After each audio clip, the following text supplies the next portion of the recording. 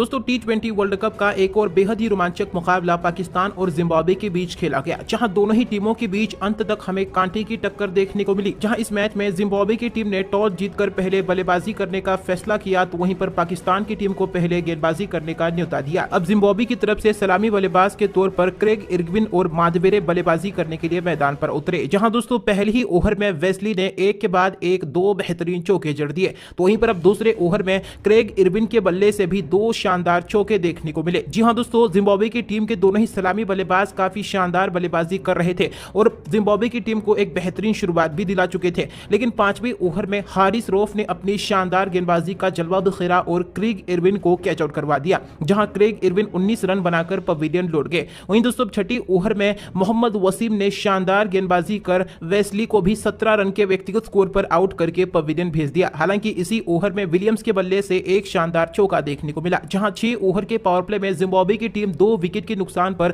47 run बना चुकी थी। इसके बाद जिम्बाब्वे की टीमों की रनों की गति थोड़ी सी धीमी हो चुकी थी, जहां 10वें ओवर में शादाब खान ने शानदार गेंदबाजी कर मिल्टन शुंबा को भी आउट कर दिया। मिल्टन शुंबा 8 रन बनाकर पवेलियन लौट गए। 10 ओवर में जिम्बाब्वे की टीम 3 विकेट के नुकसान पर 67 रन बना चुकी थी। वहीं दोस्तों 11वें ओवर में हारिस रऊफ ने 4 रनों का किफायती ओवर फेंका। वहीं पर 12वें ओवर में शादाब खान ने भी 5 रनों का किफायती ओवर फेंका, लेकिन 13वीं ओवर में मोहम्मद रजा और विलियम्स इन दोनों खिलाड़ियों ने एक एक शानदार चौका बटोरा। विलियम्स काफी बेहतरीन बल्लेबाजी कर चौके बटोर रहे थे, लेकिन 14वीं ओवर में शादाब खान ने अपने गेंदबाजी से गदर मचाकर रख दिया। पहले तो शादाब ने विलियम्स को 31 रन के व्यक्तिगत स्कोर पर आउट करके पवेलियन भेज दिया और इसी ओवर में राजेश चाकबुआ को भी शादाब खान ने कप्तान बाबर आजम के हाथों कैच आउट करवा दिया और पवेलियन भेज दिया। इसके अलावा 15वीं ओवर में मोहम्मद वसीम जूनियर ने शानदार गेंदबाजी कर रजा को भी 9 रन के व्यक्तिगत स्कोर पर आउट करके पवेलियन भेज दिया और इसी ओवर में मोहम्मद वसीम ने एक बार फिर से बेहतरीन गेंदबाजी कर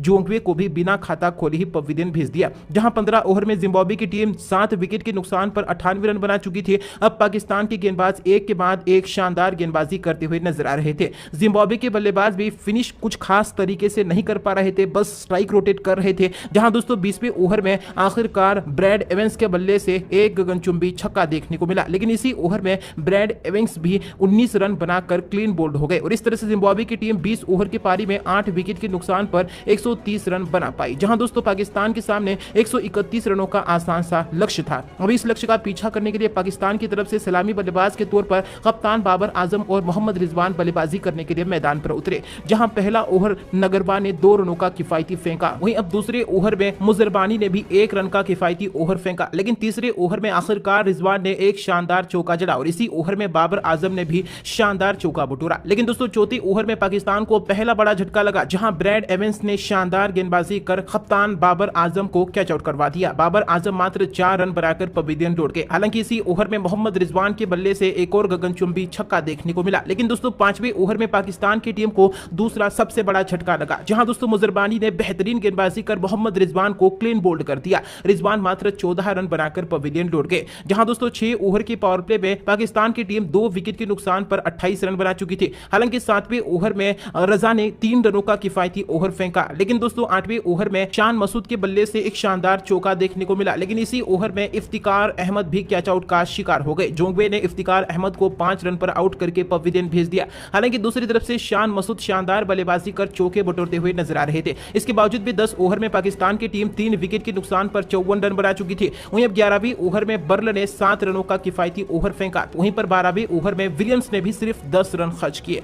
13वीं ओवर में मुजरबानी ने 2 रनों का किफायती ओवर फेंका। यानी कि दोस्तों जिम्बाब्वे की टीम बेहतरीन गेंदबाजी करते हुए नजर आ रही थी। पाकिस्तान के बल्लेबाजों को रन बनाने के लिए मुश्किल नजर आ रहा था, लेकिन 14वीं ओवर में शादाब खान के बल्ले से एक गगनचुंबी छक्का देखने को मिला, लेकिन अगली ही गेंद में रजा ने शानदार गेंदबाजी कर शादाब खान को भी 17 रन पर आउट करके पवेलियन भेज दिया और अगली ही गेंद पर हैदर अली को भी रजा ने बिना खाता खोले ही पवेलियन का रास्ता दिखा दिया। रजा ने 8 रन खर्च करके 2 विकेट हासिल किए। वहीं दोस्तों 15वीं ओवर में ब्रैड एवंस ने भी 5 रनों का किफायती ओवर फेंका, जहां 15 ओवर तक पाकिस्तान की टीम 5 विकेट के नुकसान पर 93 रन बना चुकी थी। जहां आखिरी की 30 गेंदों में पाकिस्तान की टीम को जीत के लिए 38 रनों की जरूरत थी, लेकिन 16वीं ओवर में पाकिस्तान को एक और सबसे बड़ा झटका लगा, जहां शान मसूद रजा की गेंद पर आउट हो गए और दोस्तों 44 रन बनाकर पवेलियन लौट गए। हालांकि इसी ओवर में मोहम्मद नवाज ने एक शानदार चौका बटोरा। वहीं 17वीं ओवर में नगरबान ने बेहतरीन गेंदबाजी कर 3 रनों का किफायती ओवर फेंका। तो वहीं पर 18वीं ओवर में मोहम्मद वसीम जूनियर ने एक शानदार चौका बटोरा।